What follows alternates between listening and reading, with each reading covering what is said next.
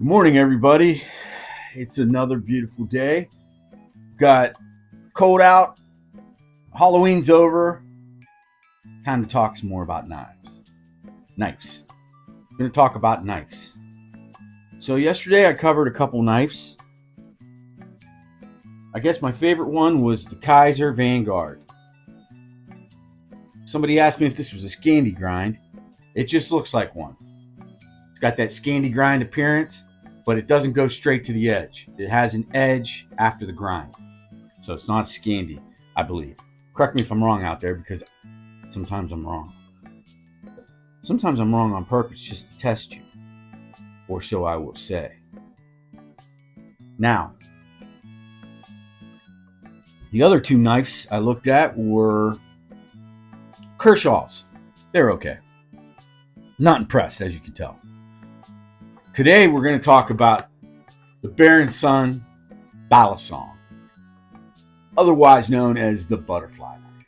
When I was a kid, I called it a butterfly knife.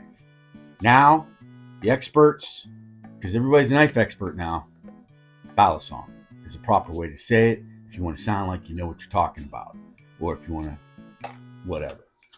Okay, so Bear & Sons is a USA company, and that's great. And I believe it's a father-son thing. Not sure. You know, if I was going to send a big fancy box like this, I'd probably mention it. Don't quite understand that. If you're an American-made company, boast. All right, so they make Balisongs. They make some traditional knives, I believe, and they make modern flippers. I don't know enough about them. I was going to take a trip to SMKW, Smoky Mountain Knife Works, down in Tennessee. Didn't make it, but I want to go there because I want to learn more. I want to see. They've got so many manufacturers in like glass cases, and it pretty much is a showcase, a museum for each manufacturer. To tell you the truth, I really want to go there. It looks like a fantastic store, and it's in America, and I like what they do. You know, because they're like they own the name rights to some cool companies like Rough Rider. I think I'm not sure. I don't think they own Rosecraft, Queen, and something else. Probably a couple others. Okay, so the first thing when I got this butterfly knife, this Balisong from Bear & Son, on the website, that's the thing. That's what I was just talking about. If you go to SMKW, you can stand at the glass case and you can look across the glass case at Jimbo or Deborah, and you can say, hey, I'd like to take a look at that knife. Here you go, sir. And you put your hands on it. You get to feel the materials. You get to see what it's all about. Now, this looks like some 16-year-old painted his car with a rattle can, is what this looks like to me. But I think they were trying to go for something with the grip. But it's got this texture on the paint. Looks cheap. It may have more purpose than looks, and that's probably more important to some. To me, I'm not going to be out in the streets flipping my Balisong. See that stuff?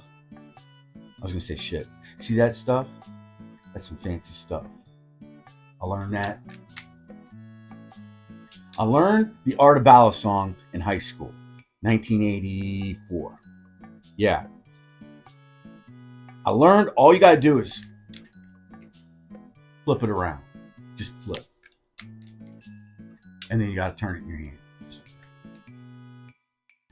Really, that's terrible. I'm not even going to pretend that was good, but I am going to say, as long as you don't have an edge on this, come back on this hand, flip this around, come back like that. And you just did a little quick, simple, the very initial thing you need to know to open your knife if you have a Balisong and look semi-cool, or like you know what you're doing. You want to flip it and you want to do this. Like that. You just got to remember where your edge is at.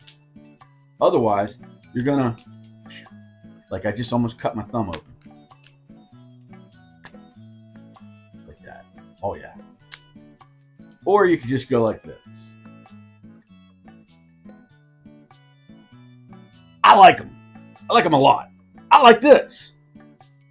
Now the blade has the same thing.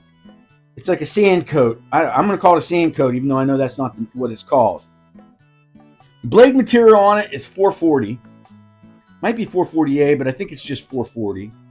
And this is a drop point with a swedge.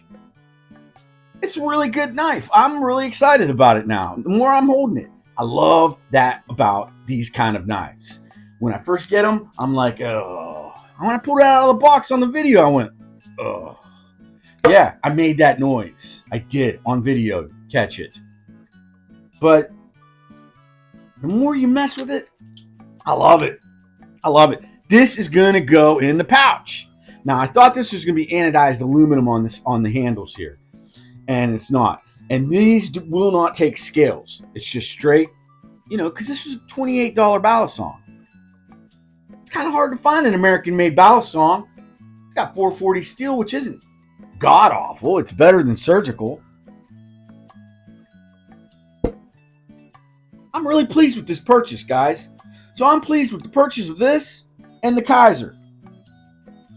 The two Kershaws, they were interesting, but I'm not going to. So I'm going to take the my Katsu out of the satchel now.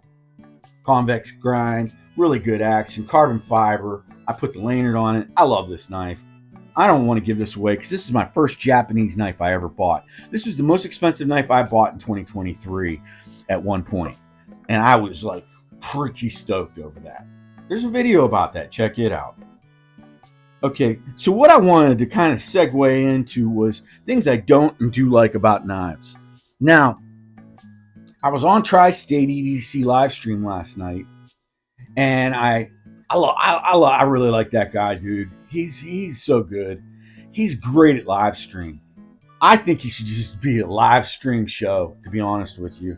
He's so good at working his monitors and his keyboard and all the functions to make it kind of interesting and interactive, and he keeps up with the comments. Guy's phenomenal. I really like him. I'm glad they found me. I wasn't even super aware of how good he was, to be honest with you, until I got on his live stream. Check him out live. You won't look away. Okay, so what he said last night made a lot of sense to me. So my giveaway this week for the Halloween week giveaway is the TRM Shadow, and it's an axis lock. He doesn't like axis locks. I don't really like them either. Now I'm going to tell you why I don't like them. I don't like a knife that just drops like that. I don't. And axis locks and button locks. Here's a button lock. It's freeing up any kind of friction within the internals of the handle on the blade, allowing it to pivot freely and just do that drop. Now, I like it, but I don't like it. It's weird. What I don't like is when you have an axis lock or a button lock, and the only means of deployment is the button lock or the axis lock, so you have to do that to shut the knife or open the knife. I don't like it when that's the sole purpose. I want there to be a flipper or something, thumb stud. Now, both of these have those, a thumb stud or a flipper. This doesn't have a flipper, but it's got the thumb stud for the opening. So that makes me a little bit happier. When they just pretty much say, that's it, you got to use the lock for the opening and closing, I really don't like that. And I'm kind of a frame lock guy, to be honest with you, and a slip joint guy. Or I'm an auto guy. I like autos too sometimes. This is the ProTech Godson. Get yourself one of these. That might be up for giveaway next year. Not this year, though. Okay, so that's one thing I don't like about knives. And I'm going to tell you what I do like about knives. I like small knives, like this Penguin. This isn't the big Penguin. This is the medium one, the regular size. Because they make a mini one, too. I'd like to maybe get my hands on that. I like a small knife like this. Here's what I really like about it. I wish it was a frame lock, but look at that. Now that's how I like a knife to close. I like it to almost close on its own, a little bit of shake, or close on its own, but have a nice drop like that. This is probably close to my favorite knives right now. And when I do give this away, it's going to the subscriber, one of those two guys that I just mentioned, the one who brought me to the attention of this knife. It's going to him. Probably the first quality knife I've ever owned in my life, right there. Spyderco. This Kaiser I bought, this is a double detent. I thought it was, they're calling it a slip joint on the website and everything, and it basically is a slip joint in a sense. It's got the nail nick thing right there, but there's a detent here, really good detent there, and then it goes all the way to a detent on the top side. It'd be neat if they put a detent instead of a double detent, a triple detent or something, and they put a detent at 50% or somewhere. That'd be cool on this. But I've decided I'm going to find a way to get a piece on this tail milled, and it's going to be a little pry bar, and it's going to have a hole for a lanyard. Just a little pry bar though, not real big.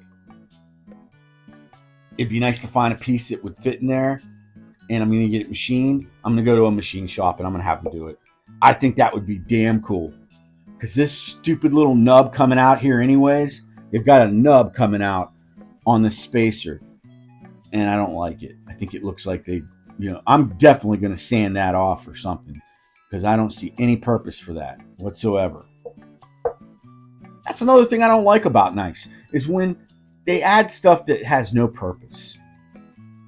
I get you want some look, some design, some appeal, some aesthetic addition to a knife. I get it. But when it just virtually has zero use, especially when there needed to be something useful right there. Hell, if you're going to put that nub, make the nub a little bit bigger with a hole for a lanyard. You know what? No, I'm going to leave it in the satchel for now, but that's going to go in here, and that'll be given away this year, I guarantee you. That'll be a good giveaway.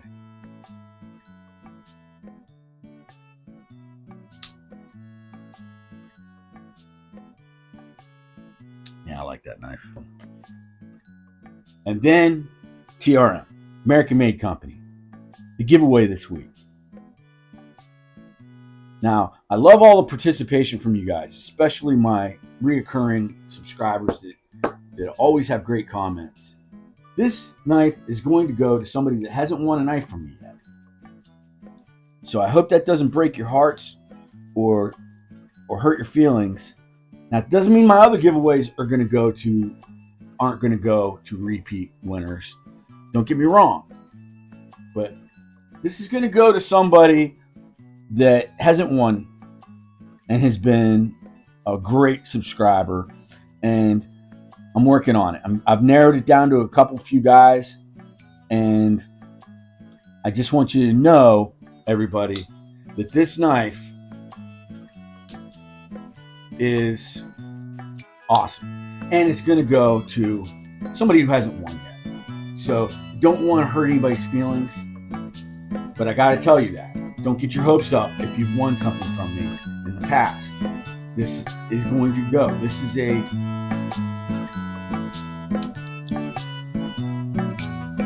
great knife. Great opportunity to win a great knife.